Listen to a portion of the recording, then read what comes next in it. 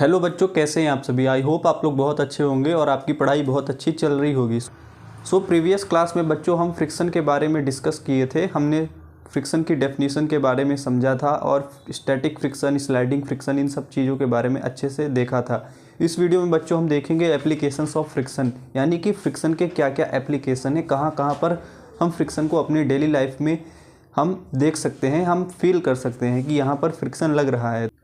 Start करते हैं बच्चों एप्लीकेशंस ऑफ फ्रिक्शन से। सबसे पहला एप्लीकेशन हम देखते हैं जो कि है writing with chalk on the black board.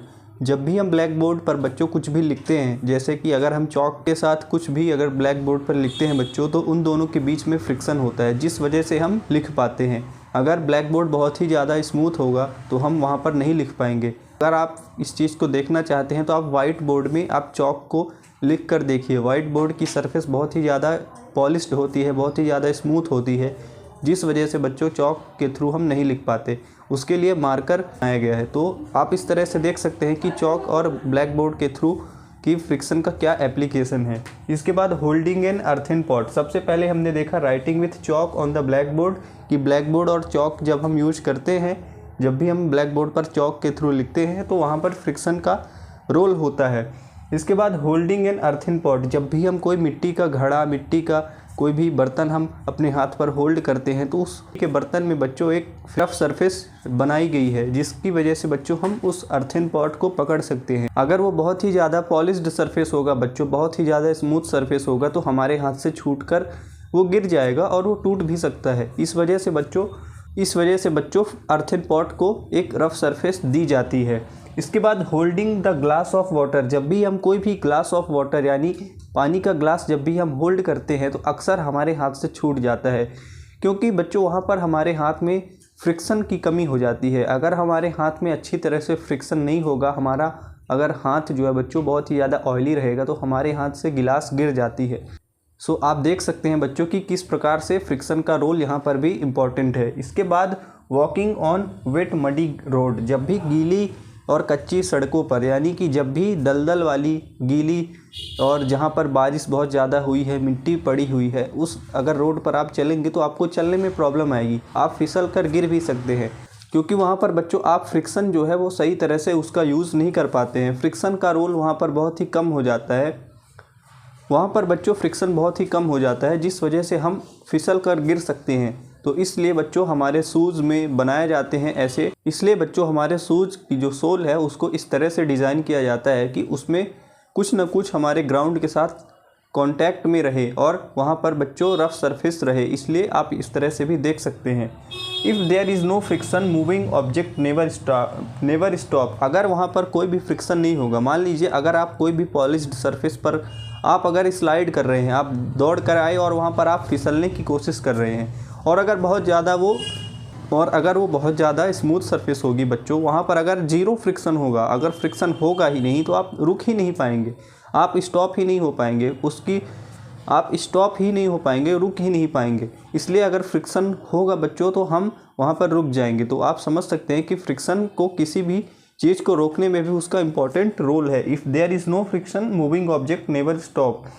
Wearing off sole of shoes due to friction. तो यहाँ पर लिखा है बच्चों कि जो हमारे शूज़ के जो सोल होते हैं वो वियर हो जाते हैं। वियर मतलब वियर एंड टियर, आप वर्ड सुने होंगे। वियर एंड टियर का मतलब है कि जब भी हम कोई चीज़ बार बार यूज करते हैं तो उसका समय के साथ वो उस तरह से नई नहीं रहती है बच्चों, कुछ ना कुछ उसमें नुकसान और कुछ ना कुछ उसमें टूट फूट हो जाती है। तो वियर एंड टियर मतलब कि कुछ ना कुछ उसमें समय के साथ चेंजेस आ जाते हैं, वो चीज़ ख़राब होने लगती है। तो जब भी हम बहुत लंबे समय तक अपने शूज़, अपने स्लीपर्स, अपने सैंडल्स को यूज करेंगे तो उसमें वियर एंड टियर होने लगेगा, उसकी जो सोल है वो घिसने लगेगी, वो स्मूथ होने लगेगी। उसका क्या वजह है बच्चों? फ्रिक्शन के कारण वो चीज़, उसमें जो रफनेस है, उसमें जो इरेगुलरिटीज़ हैं, हमारे सोल को इस तरह से डिज़ाइन किया जाता है, वो धीरे धीरे वो स्मूथ सरफेस में कन्वर्ट होने लगता है। और अगर बहुत ज़्यादा स्मूथ सरफेस होगी तो हमें चलने में बहुत प्रॉब्लम होगी। तो इस तरह के स्लीपर्स को आपको अवॉइड करना है। तो इस तरह से आपने देखा कि फ्रिक्शन के क्या क्या एप्लीकेशंस हैं। तो हमने काफ़ी सारे एप्लीकेशंस को डिस्कस किया फ्रिक्शन से रिलेटेड। इसके बाद हम देखते हैं बच्चों फ्रिक्शन प्रोड्यूसेस हीट। तो फ्रिक्शन के कारण हीट प्रोड्यूस होती है। इसका मतलब है कि अगर आप बहुत ज़्यादा कहीं पर फ्रिक्शन को देख रहे हैं, वहाँ पर बहुत ज़्यादा फ्रिक्शन हो रहा है, फ्रिक्शनल फोर्स लग रहा है तो वहाँ पर हीट जनरेट होगी। इसको आप आसानी से समझ सकते हैं कि विंटर्स में जब भी आप अपने हाथ को इस तरह से रगड़ेंगे तो आप देखेंगे कि वहाँ पर हीट प्रोड्यूस होगी। ये दोनों चीज़ें जो ये दोनों हाथ आप ये दोनों अपने पाम जो है आप हथेली जो है बच्चों, अगर आप उसको रब करेंगे तो उससे होगा क्या, हीट जनरेट होगी। तो इसका मतलब हुआ कि फ्रिक्शन प्रोड्यूसेस हीट, मतलब फ्रिक्शन के कारण हीट प्रोड्यूस होती है। Heat is a form of energy, तो हीट के फॉर्म में बच्चों एनर्जी रिलीज होगी। Friction produces heat. Rubbing your palm, मतलब जब भी आप पाम को रब करेंगे तो उससे फ्रिक्शन के कारण वहाँ पर हीट जनरेट होगी।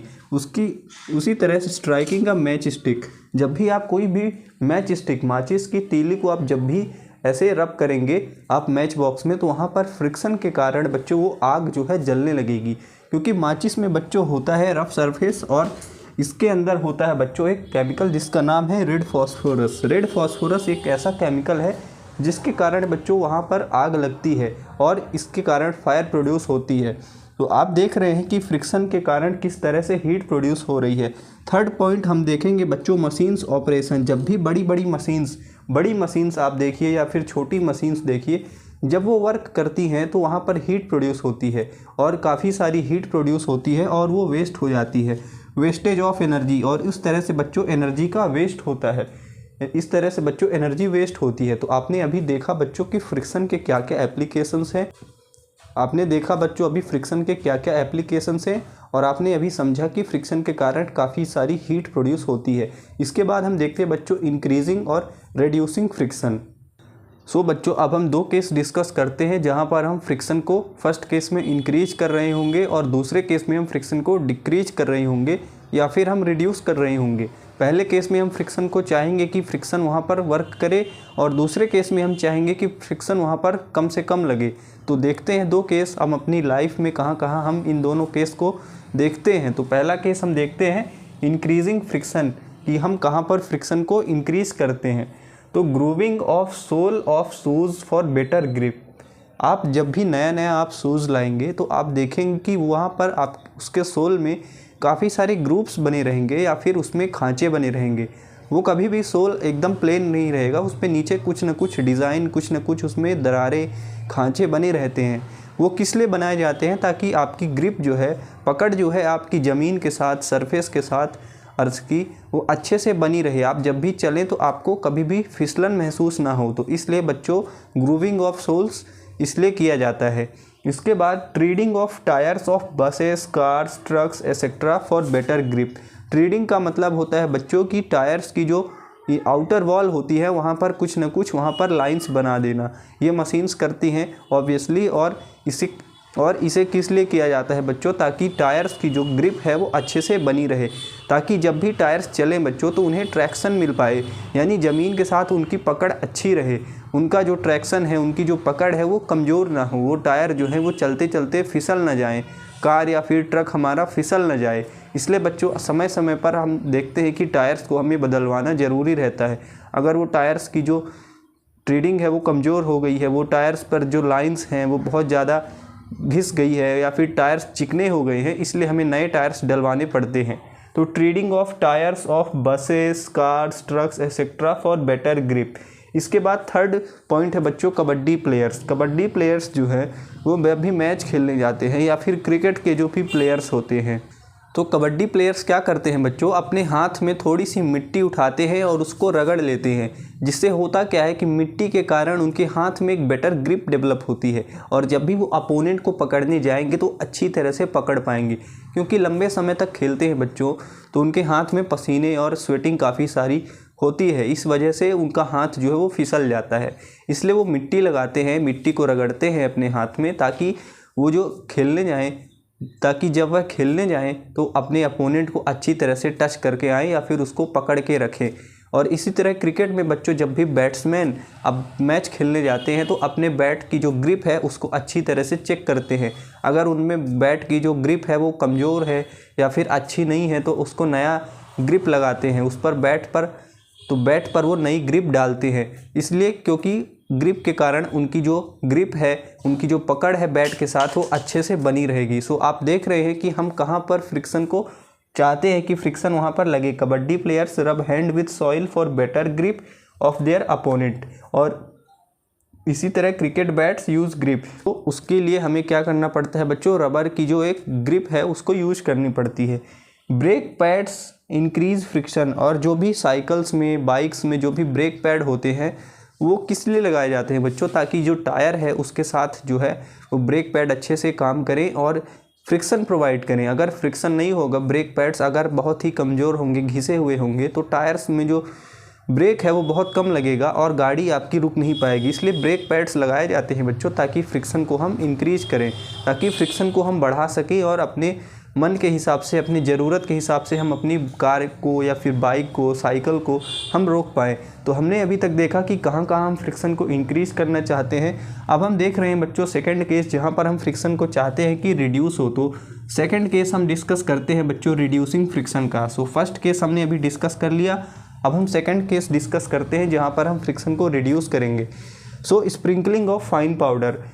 सो सेकंड केस हम देखते हैं बच्चों, जब भी हम कैरम खेलते हैं तो कैरम बोर्ड पर हम खेलने से पहले एक फाइन पाउडर जो कि बोरिक एसिड केमिकल से बना हुआ होता है, तो उसे हम स्प्रिंकल करते हैं। स्प्रिंकल का मतलब होता है थोड़ा थोड़ा हर जगह पर छिड़क देना। तो कैरम बोर्ड में हम स्प्रिंकल करते हैं फाइन पाउडर जो कि बोरिक एसिड से बना रहता है, और ये पाउडर क्या करता है, जो भी कैरम बोर्ड की जो सरफेस है वहाँ पर जो भी फ्रिक्शन डेवलप हो रहा था उस फ्रिक्शन को वो कम करेगा। जब भी आप पाउडर डालने के बाद खेलेंगे तो बहुत ज़्यादा उसकी जो गोटियाँ हैं, जब भी आप डाइस से मारेंगे तो उसकी गोटियाँ जो हैं वो बहुत ज़्यादा जल्दी और काफ़ी अच्छी तरह से मूव करेंगी। तो यहाँ पर हम बच्चों चाहते हैं कि फ्रिक्शन रिड्यूस हो, तो आपने यहाँ पर देखा sprinkling of fine powder which is made up of boric acid is sprinkled on the carom board to reduce friction। अब सेकंड केस हम डिस्कस करते हैं motor mechanic use grease to reduce friction. जो भी मोटर मैकेनिक है, जब भी आप गैराज में आप अपनी कार को, बाइक को ले जाते हैं तो वहाँ पर क्या होता है बच्चों, वहाँ पर ग्रीसिंग की जाती है। मूविंग पार्ट्स जो भी होते हैं, जो भी आपकी कार में, बाइक में जो भी पार्ट्स होते हैं, मैकेनिकल पार्ट्स होते हैं, वहाँ पर ग्रीसिंग की जाती है, ग्रीस लगाया जाता है, ताकि वो जो पार्ट्स जब भी आप मूव करें, आप जब भी उनको यूज करेंगे बच्चों, कार को, बाइक को, तो उनके कारण कोई भी आवाज़ ना आए और वहाँ पर कोई भी फ्रिक्शन ना हो। इसलिए वहाँ पर ग्रीसिंग करना ज़रूरी होता है। Motor mechanic use grease to reduce friction, तो वो ग्रीस का यूज करते हैं ताकि फ्रिक्शन को कम कर पाएँ। ऑन डोर हिंजेस, डोर के हिंजेस जो हैं, वो दरवाजे के जो हिंज होते हैं, वहाँ पर हम कुछ अगर ऑयल की ड्रॉप्स लगा दें, ऑयल की कुछ बूंदें वहाँ पर हम डाल दें, तो उससे होगा क्या कि डोर हिंजेस में जो भी चरचर की आवाज़ आती है, जब भी आप काफ़ी लंबे समय तक आप अगर दरवाज़ा नहीं खोलेंगे या फिर दरवाजे में जंग लगी रहेगी फ्रिक्शन के कारण, वो बच्चों आप जब ओपन करेंगे, क्लोज करेंगे तो उसमें आवाज़ आएगी। तो उसके लिए क्या किया जाता है, कुछ आप ऑयल की ड्रॉप्स डाल देंगे दरवाज़ों के हिंजेस में, कुछ आप ऑयल ड्रॉपलेट्स को डालेंगे डोर हिंजेस पर, तो आवाज़ जो है फ्रिक्शन के कारण जो आ रही है वो काफ़ी हद तक कम हो जाएगी। तो आप देख रहे हैं बच्चों कि फ्रिक्शन को हम यहाँ पर रिड्यूस करना चाहते हैं। लास्ट में हम देख रहे हैं बच्चों लुब्रिकेंट्स क्या होते हैं। तो लुब्रिकेंट्स वो सब्सटेंस होते हैं जो फ्रिक्शन को कम करते हैं। Lubricants are those substances which reduce friction. So in this video we have discussed about applications of friction, and we have discussed about two cases where we wanted to increase friction and reduce friction. I hope आप लोगों को ये video अच्छी लगी होगी बच्चों। अगर अच्छी लगी, अगर आपको कुछ भी नॉलेजफुल कंटेंट मिला होगा तो आप इस वीडियो को आप लाइक कीजिए, अपने दोस्तों के साथ शेयर कीजिए। इस वीडियो को हम यहीं तक रखते हैं बच्चों। अगर आप चैनल पर नए हैं तो चैनल को सब्सक्राइब कीजिए। मिलते हैं नेक्स्ट वीडियो में बच्चों। पढ़ते रहिए, मुस्कुराते रहिए और मोटिवेटेड रहिए। सो मिलते हैं नेक्स्ट वीडियो में बच्चों। तब तक के लिए थैंक यू।